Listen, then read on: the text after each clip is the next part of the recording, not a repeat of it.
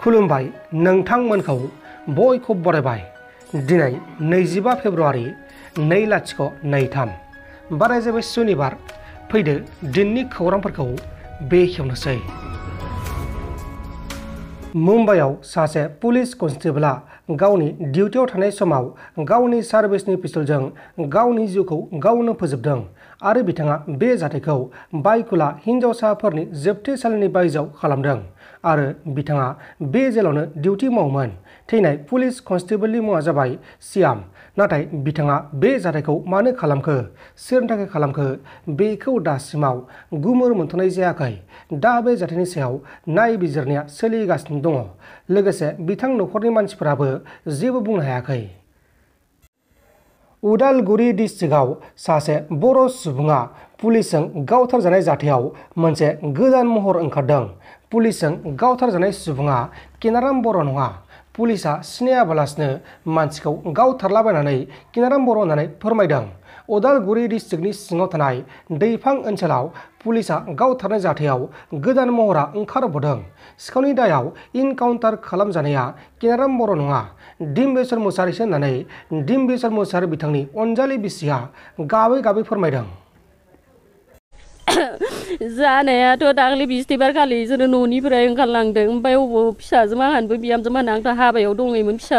बिहामजो माहाखौ खिन्थालांबायनो ओंखाम जानो थांनि जों हाबायाव होननानै। ओमफ्रायथ' मानसिया गैया मैयासो फन हरबाय आङो। फन हरनायाव फनाबो नाङा। ओमफ्राय गोसोखौ बोरैबा मोननानै आङो मैया निउसखौ नायबाय। निउसखौ नायनायावसो नुदों आं मानसिखौ। ओमफ्राय नायनायावथ' दा मानसियाथ' जोंहानि नामखौ होबाय दं केनारामनि। ओमफ्राय बेखौ बोरै बुथारनो मोनखो, ओमफ्राय इया बोरै खारखुमानो मोनखो, बोरै मानसिखौ सिनायदोंना सिनायाखैसोलाय, केनारामनि फट'खौ माबायदि, बे मानसिया माबायदि, आरो बे मानसिखौ लांनानै मानो फबना दोनहैनांगौ इसोरो न'खरनि मानसिया। आंनो नांगौ माबा दा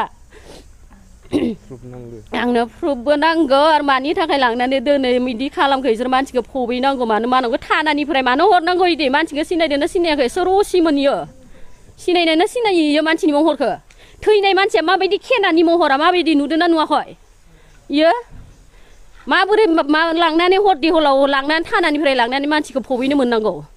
मानसिया जानो हागौ सिखाव दाखायत जाबाबो इसोरो नागिरनानै नाम दखाखौ लानानै न'खराव गथाय फैनांगौमोन। इसोरो न'खरावथ' इसोरो गथाय फैयाखै। जायनि न'खरनि मानसि होनदों बिसा लांनानै बेयाव लांनानै फबना दोनहैबायनो दा होननाय मथे, जोङो खोनानाय मथे। दा जोंनो थांनो नागिरदों थानायाव। बिनि नामा केनाराम, केना बर' ना मा होनो, थैनाय मानसिनि नामखौबो केनाराम होनगासिनो दा इसोरो। फटक माइनि केनारामनि होजोब्बाय इयाव।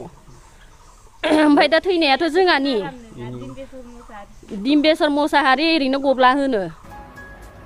नोंथांमोन दासिमनि माखासे खौरांफोरा बेखिनिनोमोन। बेखिनिसिम नायनायनि थाखाय नोंथांमोननिसिम रोजा रोजा साबायखर। गोजोन्थों। एसेनोसै। जै बर' हारिनि।